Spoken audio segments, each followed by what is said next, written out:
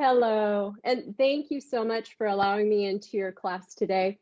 Ms. Gorka had asked me to come in and talk about the nervous system and use some of the knowledge that I've gained through my yoga practice and yoga teaching to help you not only, learn about it in a technical book smart kind of way, but apply it to your own body so that you can embody the experience and it has a little more relevance for you.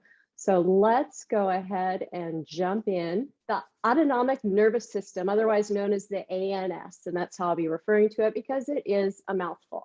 So these are your involuntary actions. These are the things you don't have to even think about. So they are like, your heart rate, the fact that your blood is flowing through your veins, that you're able to breathe. These things come automatic. Thank goodness. If you had to think about breathing, it might not always happen. Now, there are two major parts of the ANS. There are actually three, but two are really major.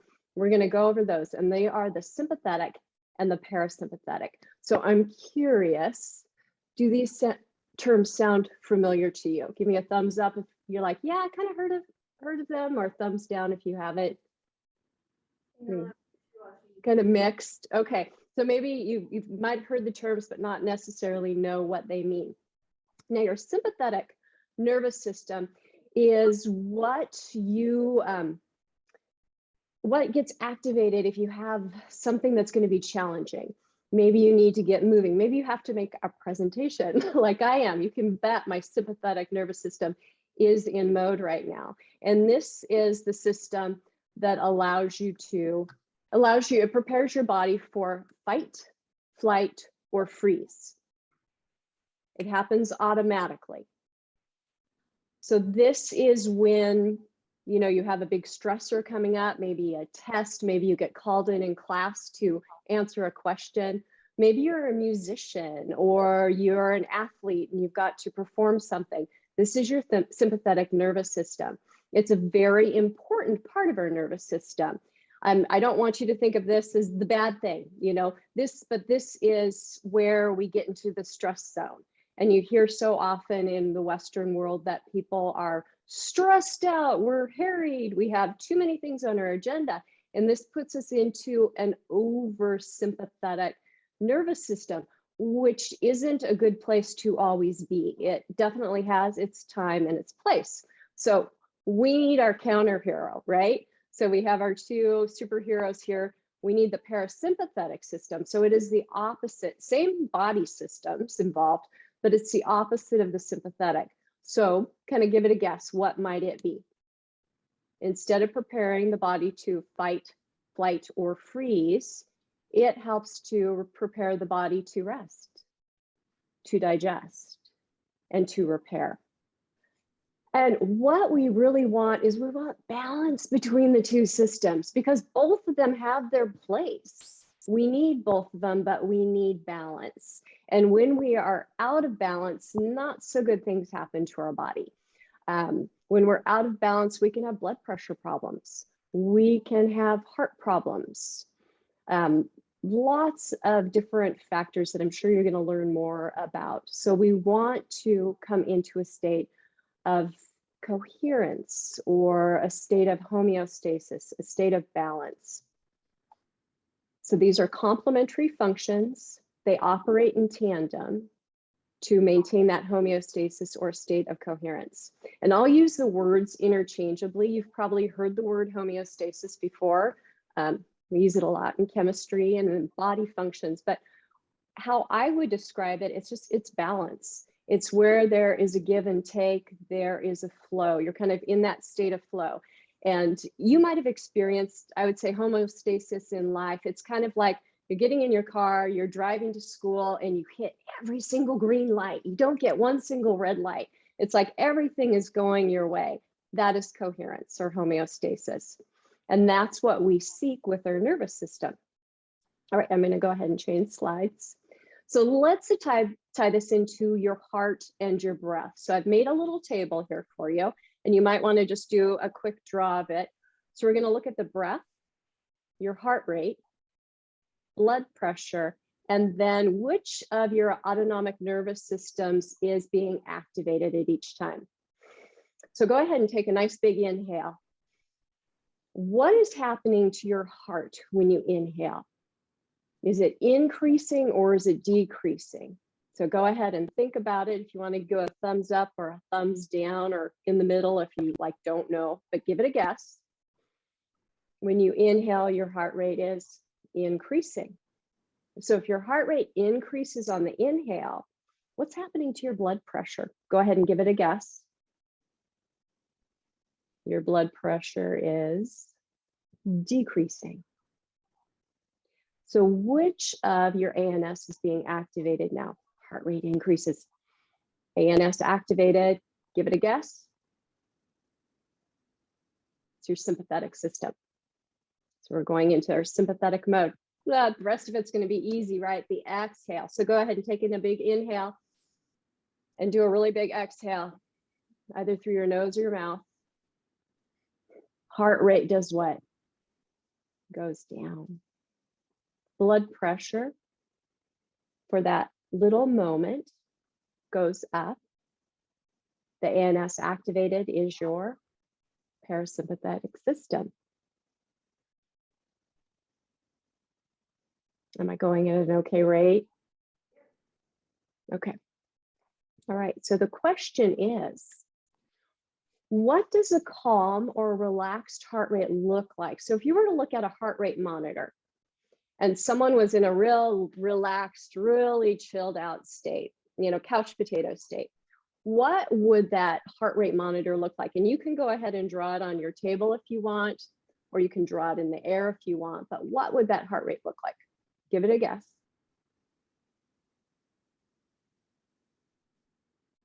And here's the picture. So a relaxed heart rate, let me see if I can zoom in here a little bit. So think about this. So this is a sine wave or an S wave. So we start with the wave right there. This is your inhale, and go ahead and breathe with it. Inhale, exhale. Inhale, exhale. And we can see that sometimes our inhales are a little shorter and our exhales are a little longer because each breath is different. Each breath is different.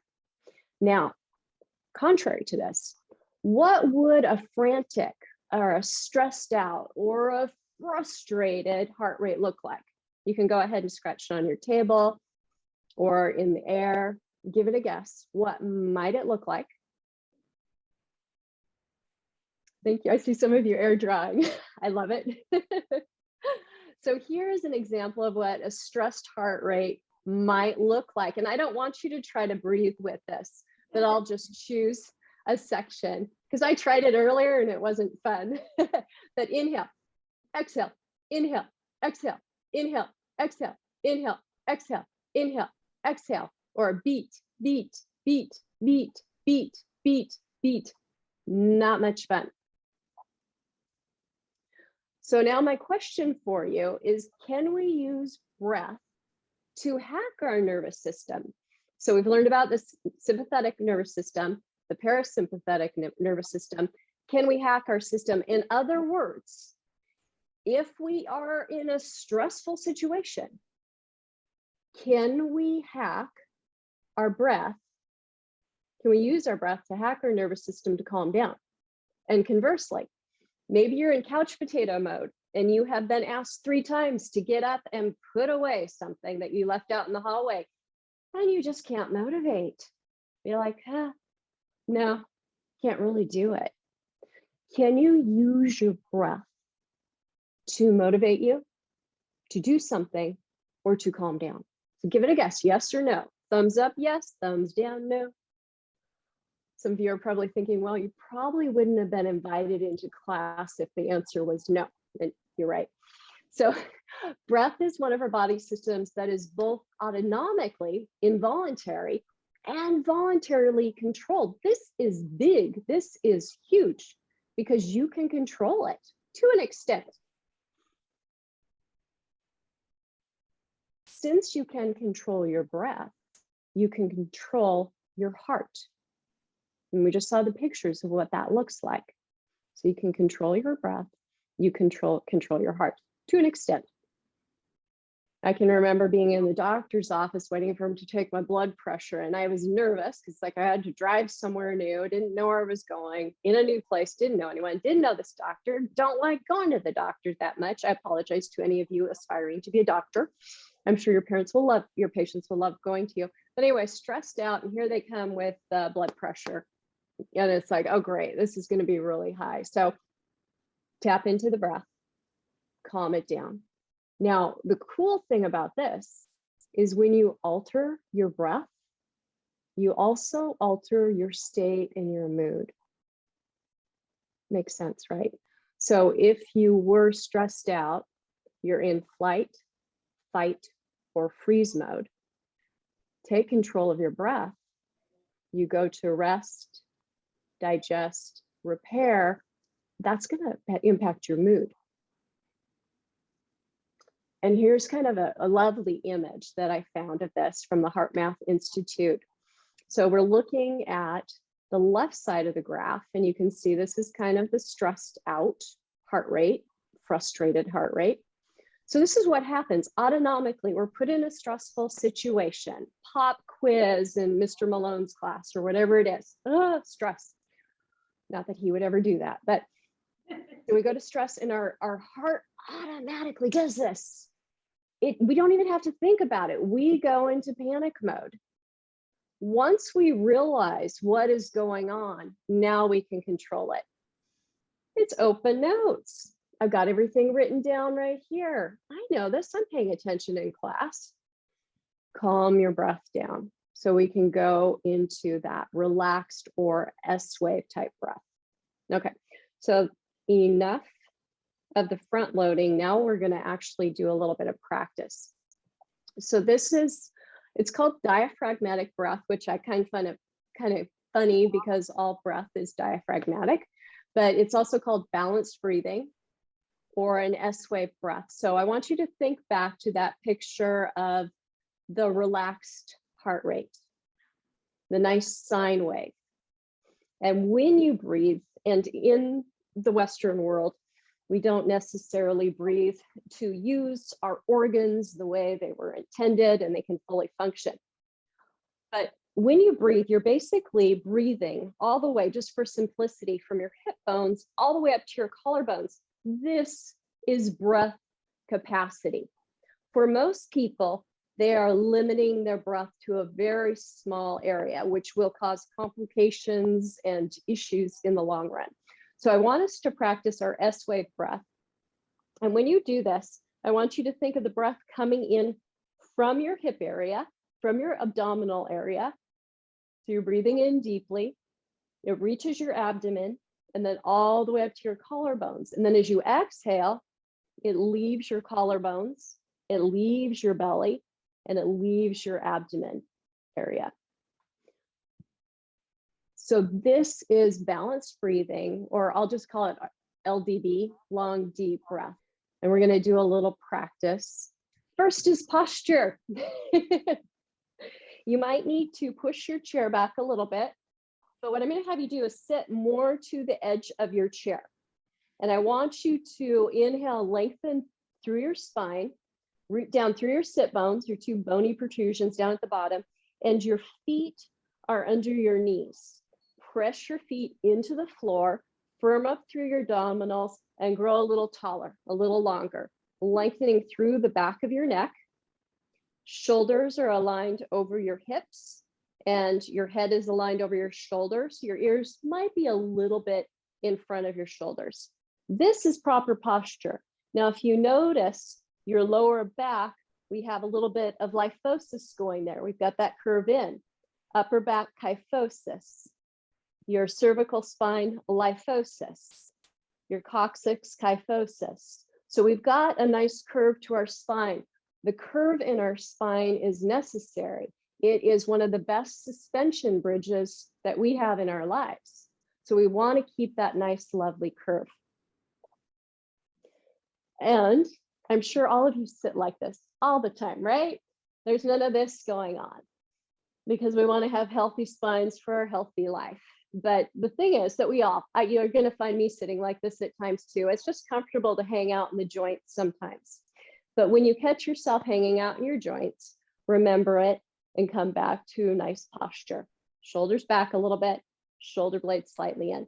Okay, now for the breath. So we're going to inhale. So wherever you're at, go ahead and exhale fully, completely.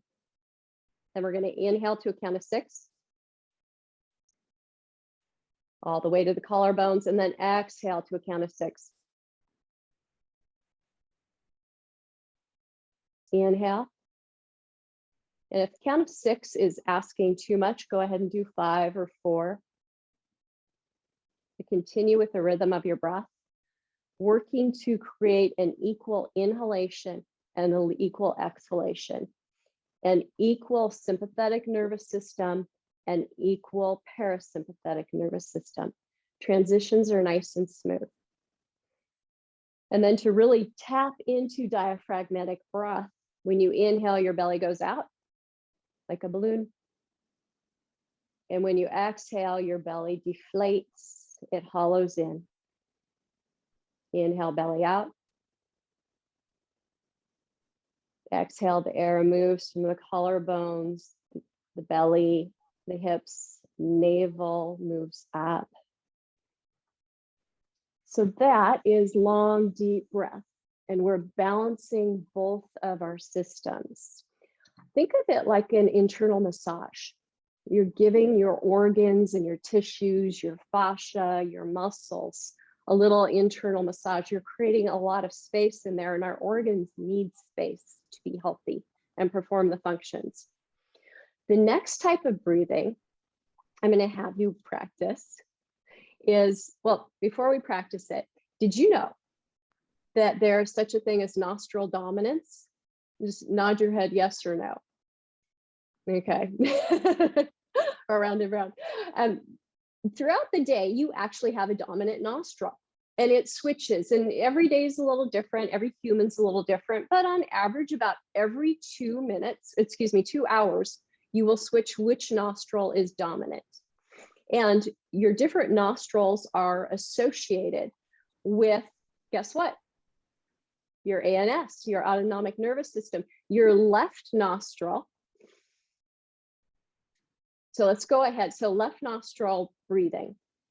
So let's go ahead and cover your right nostril. And when you cover your nostril, what you're doing is you're covering at the cartilage area right there. So it's not that you're necessarily pushing on the fleshy. That will work, but sometimes it gets a little sticky. So you're covering there. You can either just cover it with your finger like that, or you can put your hand to your side and then press your nose into it, whichever way you feel most comfortable. Okay, so go ahead. You're closing off your right nostril, breathing through your left nostril. Now, your left nostril is associated with internal cooling of your body. So practice your S-wave breath. It's also associated with cleansing.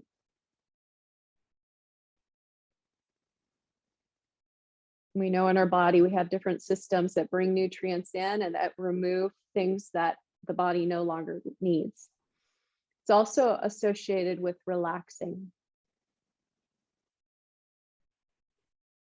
So which of the autonomic nervous systems would this be? Sympathetic or parasympathetic?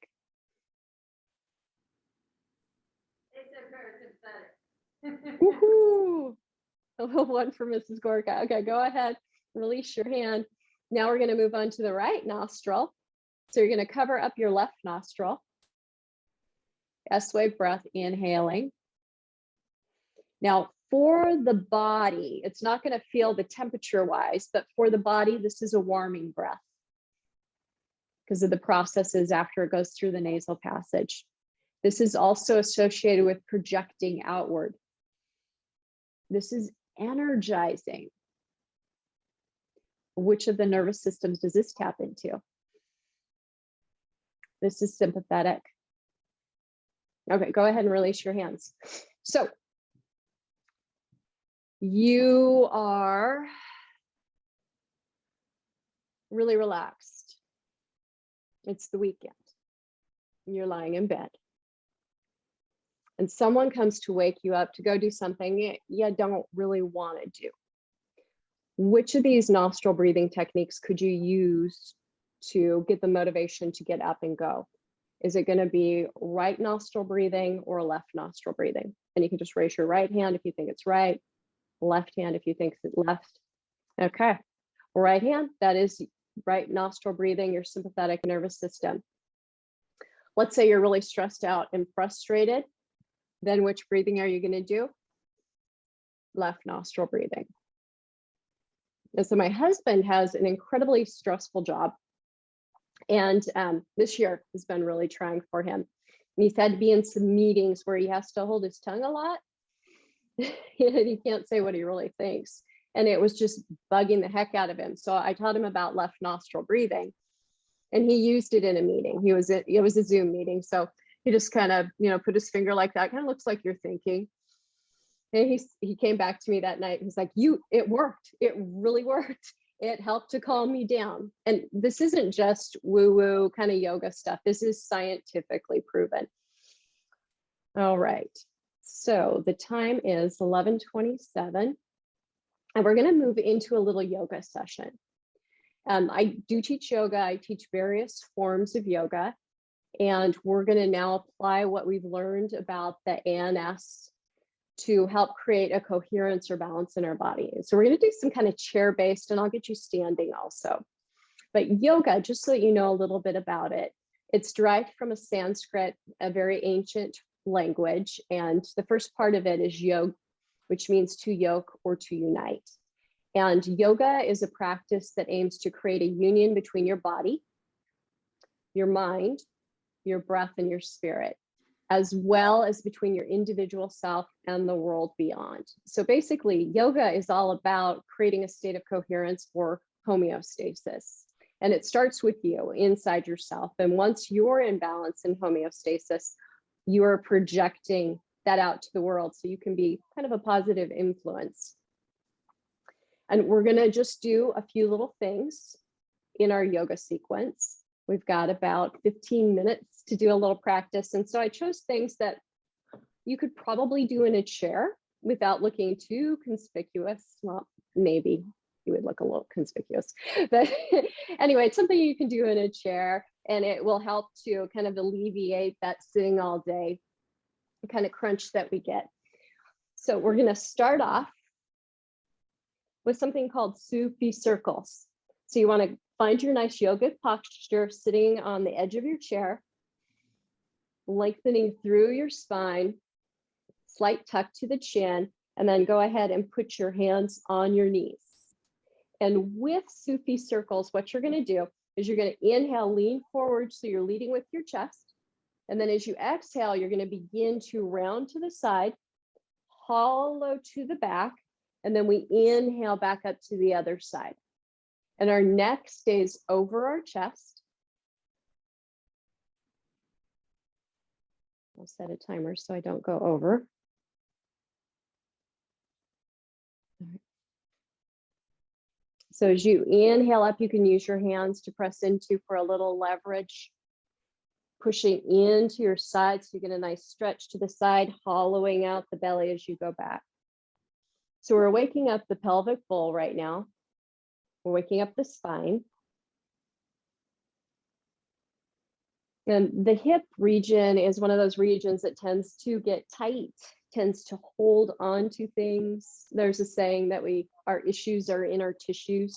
So sometimes when people are practicing yoga for the first time, or if something traumatic has happened in their life, it can release emotions or make you feel things, or also to have thoughts pop into your brain. It kind of might be one of those things like, where did that thought come from?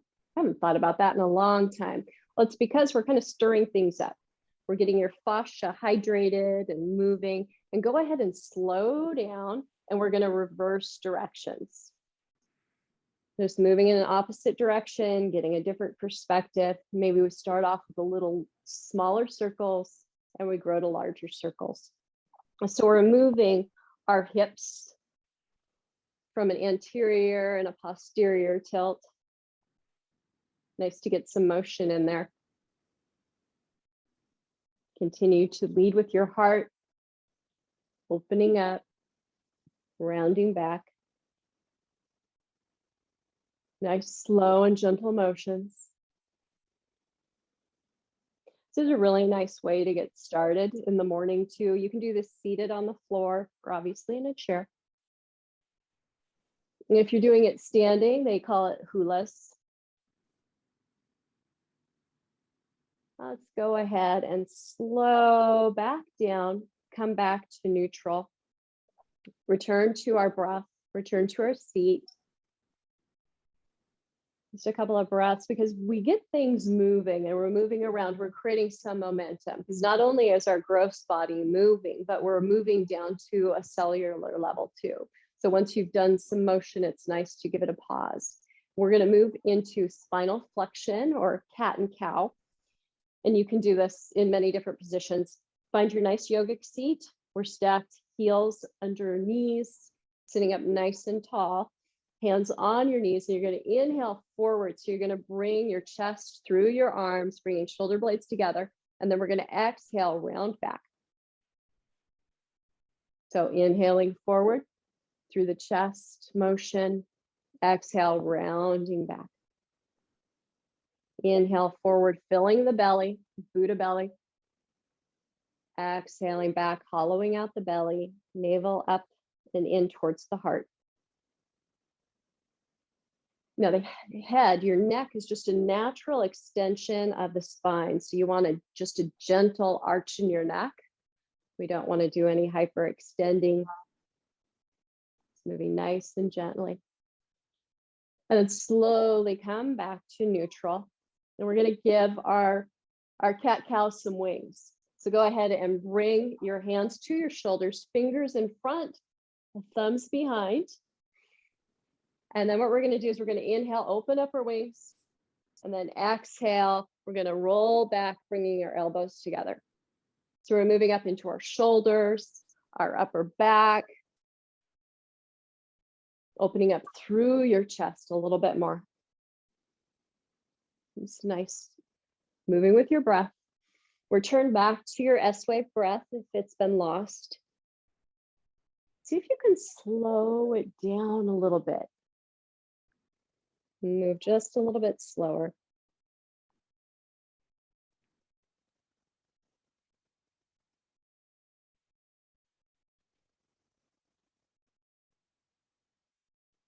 Let's go ahead and do 2 more complete cycles.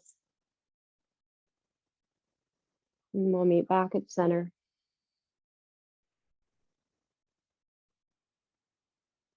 And allow your hands to float down. I'm going to have you transfer your weight to your feet. You might need to be scooted back a little bit. I don't want to hit your knees. We're going to come to a standing position. Transfer your weight, move to standing, and Mrs. Gorka might tell you where to go if there's not enough room, because we're going to be doing some forward folds. So we're going to find mountain pose. And with mountain pose, you might want to just march a little bit, just kind of walk, let your feet follow, don't even think about it, kind of shake out, and then slow your walk down. And now I want you to look at your feet, and I want you to bring them somewhat so that your big toes are in line with each other. Bend your knees a little bit. We want to make sure the knees are tracking over your feet and around the second toe. So the toe right next to your big toe is where we want them. And then transfer your weight to the ball mount of your foot. And then back a little bit and rock a few times, trying to find that center position where we have equal weight distributed between the ball of the foot and the heel. And now perhaps if you hyperextend your knees, I always suggest having a micro bend, just a tiny little bend in the knees. I am a hyperextender, so bend in the knees, and then roll your shoulders down and back so your palms come forward. And we're stacking our head over our shoulders, shoulders over our hip, and we are now in an anatomical neutral position. We'll call this mountain pose. Okay, so just breathe, root down through your feet, lengthen through your upper rib cage, through the crown of your head, relaxing your shoulders. And with your next inhale, I'm going to have you swing, bring your arms up overhead. And then as you exhale, you're going to bring your hands down, palms facing down. And I'm going to have you pretend to push a block together behind you. So just pressing, so you're opening up through your heart. Shoulder blades are creating a nice little shelf for your heart. And then we're going to inhale back up. And this time we're going to exhale, palms down, to bring our hands behind our back and clasp them. Now, if the clasp does not work for you, you can go ahead and do the pretend to hold a block behind you. So inhale, lengthen, and then exhale, slight bend to the knees. We're going to hinge from the hip, forward fold. Head down towards the earth. Knees can be bent as much as you like. Head hangs nice and heavy, and arms can come up towards the sky. And then with your next breath, you're going to release your hands. They're going to come down by your legs. And I'm going to have you slide your hands up your shins as you come to a half lift. So you're growing longer from your tailbone to the crown of your head. Kind of think of telescoping your spine out, and then exhale down. Go ahead and bring your hands to your hips. Slight bend in the knee. We're going to come back up to standing. Release your hands. And we're going to do a bit of a flow. Inhaling, arms up. Exhaling, hands behind the back. Clasp your hands. Press your knuckles towards the floor. Soft bend in the knee. Hinging forward, forward fold. On your next exhale, release your hands down. And then inhale, half lift. Hands slide up the thighs. Exhale down. Inhale, hands to hips as we come to stand. Exhale, release your hands. Inhale, arms overhead. Exhale, flow down, clasp your hands. Knuckles towards the earth. Exhaling, forward fold. Release your hands. With your next inhale, half lift. Telescoping through your spine. Exhale, fold. Inhale, hands to hips. Take one more breath. And on your next inhale, coming up to standing. Exhale, releasing your arms. Inhale, arms flow over. Exhale down. Clasp. Inhale, lengthen through the spine. Exhale, forward fold. Hands float up towards the ceiling. Release your hands.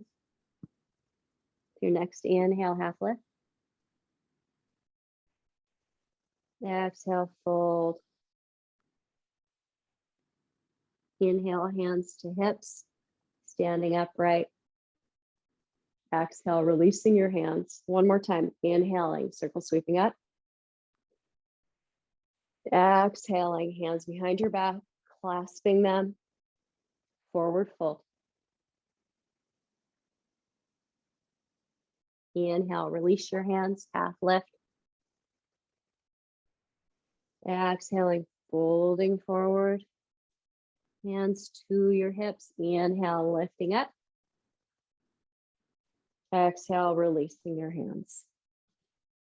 And that is a sun breath variation. You could do that a couple times in the morning and bring yourself into a state of coherence or balance. When we equalize the inhale and the exhale, we're creating that coherence. So let's go ahead and return back to our seats. And we're gonna close our yoga practice. We've got two more poses. And the first one is a twist. It's always nice to include a twist in your pose. So from a seated position, so get in your nice yogic seat, sitting on the edge of the chair, stacking your spine, lengthening through your spine. We're going to lift your arms up overhead. And on the exhale, I'm going to have you turn to your right side, bringing your left hand to the outside of your right leg, lifting up nice and tall through your spine. Back hand can support you on the chair, so you're doing a twist. And then on the inhale, look to your left. And on the exhale, twizzle your head to the right. Nice slow inhale left.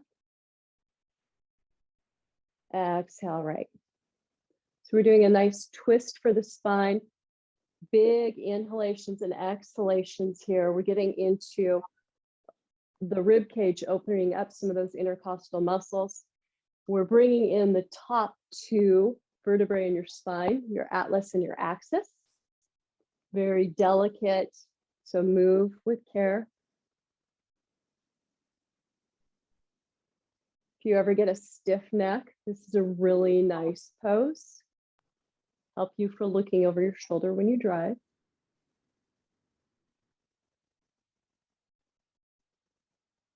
Maybe slowing down your breath a little bit, which means slowing down your motion.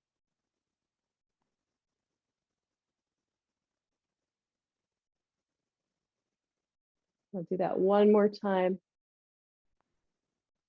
Ending with the face forward, lifting your arms up and over. Reach through your fingers, ground through your feet and your hips. And now we're going to twist in the opposite direction.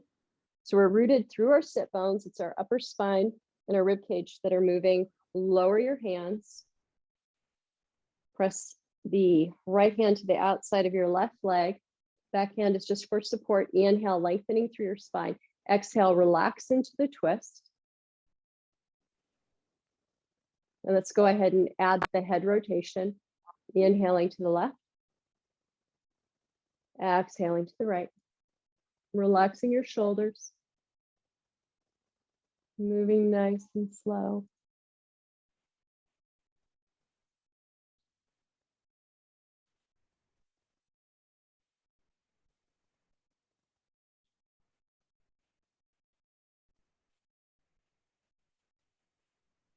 Can you relax your hips just a little bit? And eyes can be opened, or you can take a hazy gaze down your nose.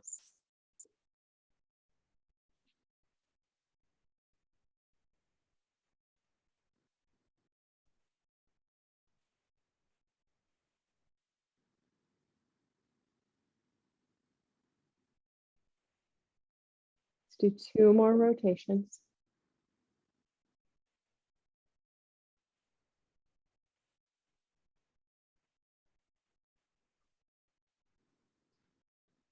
And release your arms up and over. Reach through your fingers. Let's go ahead and shake the hands down. Gonna shake it all out. Okay. Fascia loves to be shaken. It likes to be jumbled a bit. And we're gonna close with alternate nostril breathing. And we're gonna do a balanced form of it. So we kind of practiced left and right nostril breathing, and now we're gonna do both at the same time. A couple ways to hold your hands.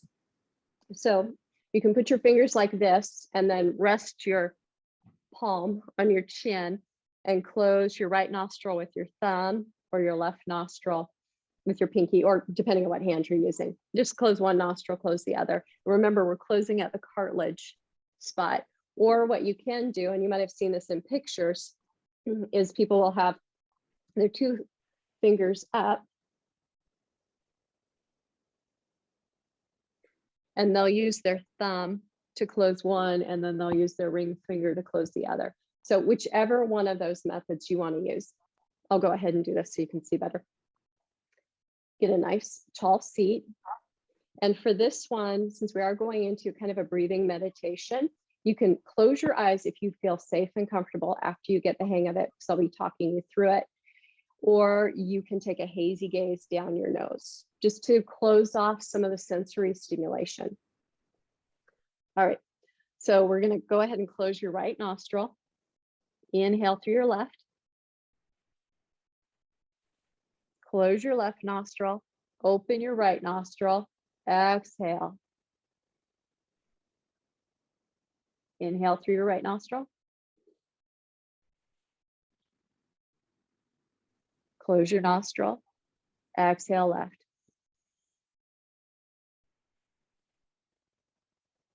Inhale left.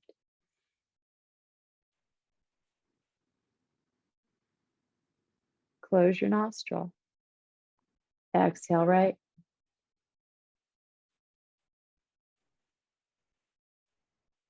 Inhale right.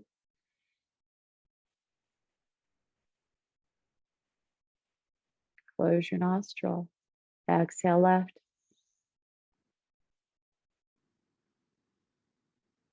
Inhale left.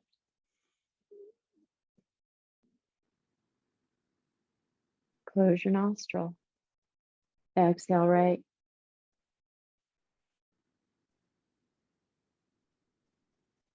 Inhale right.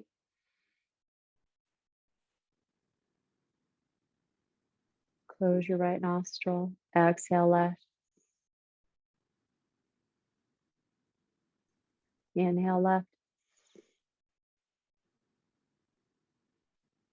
Close your left nostril. Exhale right. Inhale right nostril. You know, to continue to breathe in that pattern, I won't cue the breath anymore because I want you to find your own rate and pace. On the inhale, our belly is pushing out. On the exhale, our belly is pulling in.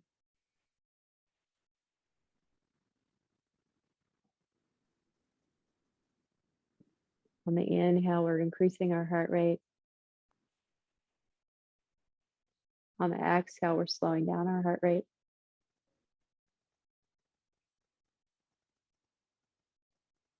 On the inhale, we're tapping into our sympathetic system. On the exhale, we're tapping into our parasympathetic system. When we breathe at an equal rate of inhalation and exhalation, we're balancing our autonomic nervous system.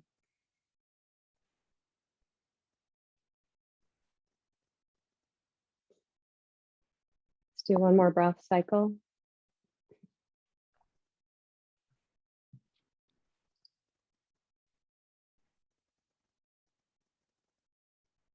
And when you've completed it, go ahead and allow your hands to float down to your lap.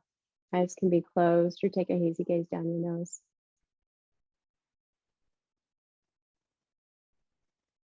And tune back into your balanced breathing, your S-wave breath. Not so much forcing it or controlling it, but just creating your own nice, natural, neutral breathing pattern that seems to come naturally for you. Just settle and relax. Lengthen through your neck, slight dip to your chin. Allow any thoughts and internal dialogue to arise naturally. And just observe them as they come and go.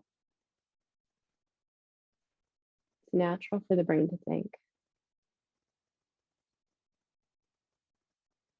Just be a detached observer of your own internal process. Not associating any emotions or have-tos with it. Just kind of like, oh, that's nice. You can go now.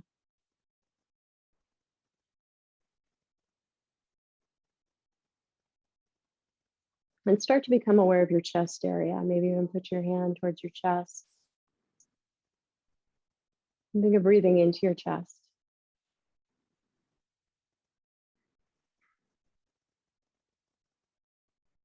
If you can feel your hand rise and fall with your breath. And become aware of any sensations that you feel with each breath. It could be body sensations, emotional. Just listen. Feel. See if you can start to track your heart rate.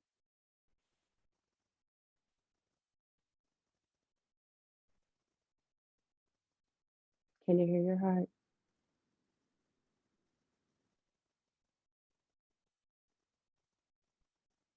And just notice if there are any sensations or feelings in this area.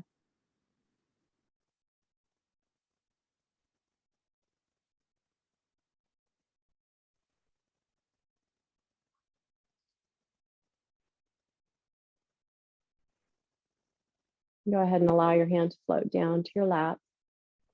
And go ahead and flutter your eyes open, blink them open if they were closed. So pranayama, or breath regulation, is an incredibly powerful tool. And if you think of air or breath, you know, a gentle breeze, you know, as spring starts to come, kind of thinking of a butterfly floating through the air, just beautiful. Beautiful, soft, gentle, how it caresses your skin. And then think of a storm and what air can do in the case of a storm. It can take down a bridge. It can do a lot of destructive things. And the thing is that pranayama, or breath regulation, is an incredibly powerful tool. And you have that in your arsenal now. That's in your toolbox. You can use your breath to either relax and calm yourself, to help to find balance, or to also energize yourself. So my question for you is, was there something that you experienced today that helped you to feel a little harmony or a little coherence or a little homeostasis? And then can you take that into your own personal life outside of this classroom and apply this knowledge for your own health and your own betterment? With much gratitude for allowing me to come into your class today and to be in front of you and share this information. I am humbled and I am honored. So thank you so much. Thank you, Kim. You're amazing. Oh, thank you. It was a lot of fun.